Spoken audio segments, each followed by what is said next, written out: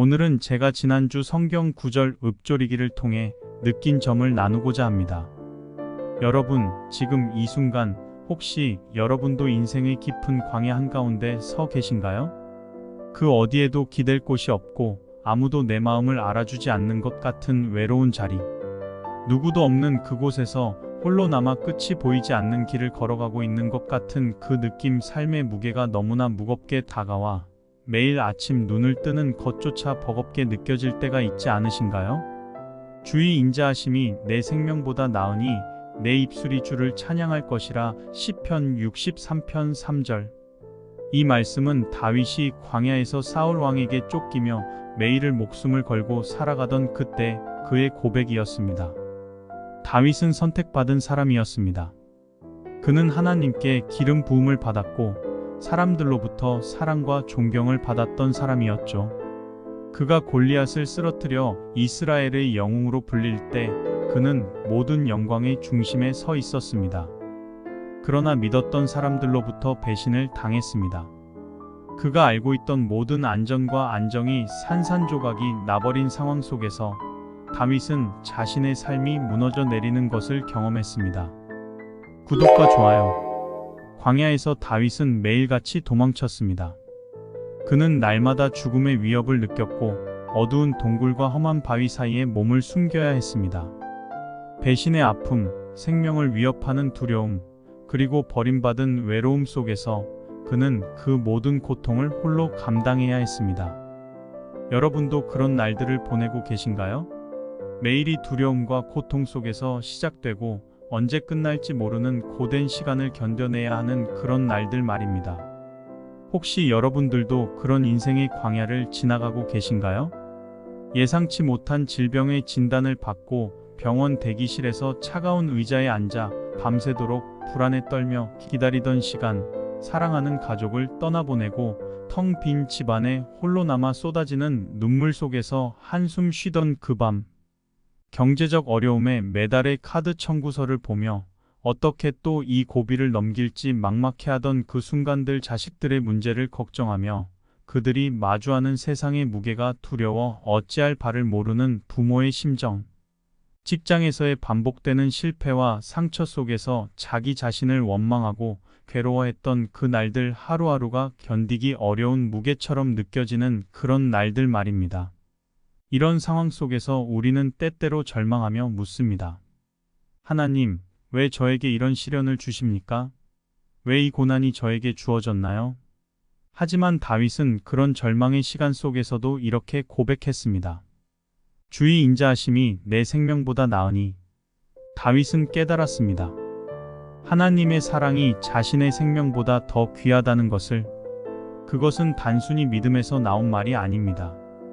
그것은 그가 매일의 고통 속에서 자신의 삶의 끝자락에서 하나님을 찾고 그분의 사랑을 경험한 사람이기 때문에 할 수 있었던 고백이었습니다. 그가 매일같이 하나님 앞에 서서 자신의 고통과 아픔을 털어놓고 그 안에서 하나님의 위로를 구했던 것이지요. 여러분도 지금 그러한 고백을 하고 싶으시죠? 그렇다면 먼저 하나님의 사랑이 무엇인지, 그 사랑이 얼마나 큰지를 알아야 합니다. 하나님은 우리가 힘든 시간을 겪을 때 우리의 고통을 외면하지 않으십니다. 오히려 그 고통의 한가운데서 우리를 찾으시고 우리를 붙잡아 주십니다. 다윗은 그 사랑을 알았기 때문에 광야에서조차 하나님을 찬양할 수 있었습니다.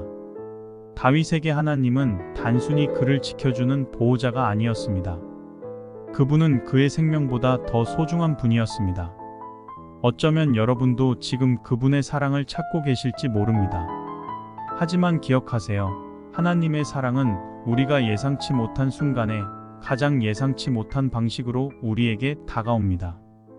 우리가 바닥에 있을 때, 아무도 우리를 이해하지 못할 때, 모든 것이 무너진 것처럼 느껴질 때, 그때 하나님의 사랑은 우리를 찾아오십니다.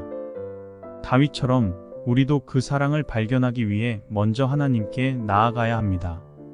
그렇다면 우리는 어떻게 그 사랑을 더욱 깊이 경험할 수 있을까요? 우리가 할 수 있는 첫 번째 일은 기도하는 것입니다. 여러분, 기도는 단순한 의식이 아닙니다. 기도는 하나님과의 진정한 대화입니다. 지금 여러분의 마음은 어떠신가요? 혹시 무거운 짐을 지고 있는 것처럼 숨이 막히고 두려움과 불안이 마음을 가득 채우고 있지는 않으신가요? 기도할 때 마음의 문을 열고 하나님 앞에 솔직해지세요. 하나님, 저는 너무나 지치고 힘듭니다. 제 마음속에 있는 모든 두려움과 고통을 주님께 내려놓고 싶습니다. 이렇게 고백해 보세요. 하나님은 우리의 아픔과 슬픔을 듣고 계십니다. 그리고 우리의 마음 깊은 곳에서부터 우리가 무엇을 느끼고 있는지 이미 알고 계십니다. 그러니 구체적으로 기도해 보세요. 하나님, 오늘 제가 겪은 일들 중 무엇이 저를 가장 힘들게 했는지 알게 해주세요. 그 상황 속에서 제가 주님의 인자하심을 더 느낄 수 있도록 도와주세요. 여러분의 기도가 허공으로 사라질 것이라고 생각하지 마세요. 하나님은 모든 기도를 들으시며 가장 좋은 방법으로 응답하십니다. 기도는 하나님 앞에 솔직하게 나아가는 것이며 우리의 상처와 아픔을 그분께 맡기는 것입니다. 기도를 통해 우리는 하나님과 더 깊이 연결되고 그분의 인자하심을 더 깊이 느낄 수 있습니다. 다윗이 그러했듯이 우리도 하나님께 솔직히 우리의 모든 것을 털어놓을 때 그분의 사랑을 경험할 수 있습니다. 또한 하나님의 말씀을 붙들어 보세요. 시편 63편 3절을 묵상하며 기도해 보세요. 주님, 다윗이 고백했던 것처럼 주님의 인자하심이 제 생명보다 나음을 믿습니다. 제게도 그 사랑을 느끼고 경험할 수 있는 용기를 주세요. 하나님의 말씀은 살아 있습니다. 그 말씀은 우리를 일으켜 세우고 우리가 흔들리지 않게 붙들어주는 힘이 있습니다. 말씀을 통해 우리는 하나님께서 우리에게 주시는 위로와 평안을 발견할 수 있습니다. 하나님의 인자하심은 단순한 친절이나 자비가 아닙니다. 그것은 조건 없는 사랑입니다. 변하지 않는 사랑입니다. 우리의 실수와 실패에도 불구하고 하나님은 여전히 우리를 사랑하십니다. 그 사랑은 우리의 이해를 초월할 만큼 크고 놀라운 사랑입니다. 혹시 지금도 마음속 깊이 감춰둔 아픔과 두려움이 있으신가요? 하나님께 마음을 열어보세요. 하나님은 당신의 모든 상황을 알고 계시며 그분의 사랑은 결코 변하지 않습니다. 여러분이 가장 깊은 고통 속에서도 하나님을 붙들고 있다면 그분은 반드시 여러분을 그 사랑으로 감싸주실 것입니다. 여러분, 우리가 겪는 모든 어려움과 고난 속에서 하나님의 인자하심은 결코 사라지지 않습니다. 그 사랑은 우리의 생명보다 귀하며 우리가 어떤 상황에서도 견딜 수 있는 힘을 줍니다. 오늘도 그 사랑을 기억하며 하나님의 인자하심을 붙들어 보세요. 여러분의 삶 속에 주님의 평강이 가득하기를 기도합니다. 이 영상이 여러분에게 위로와 힘이 되기를 진심으로 바랍니다. 여러분이 광야의 시간을 지나며 하나님의 인자하심을 발견하고 그 사랑을 경험하는 시간이 되기를 기도합니다. 하나님께서는 여러분의 모든 눈물과 아픔을 보시며 여러분과 함께 걸으십니다.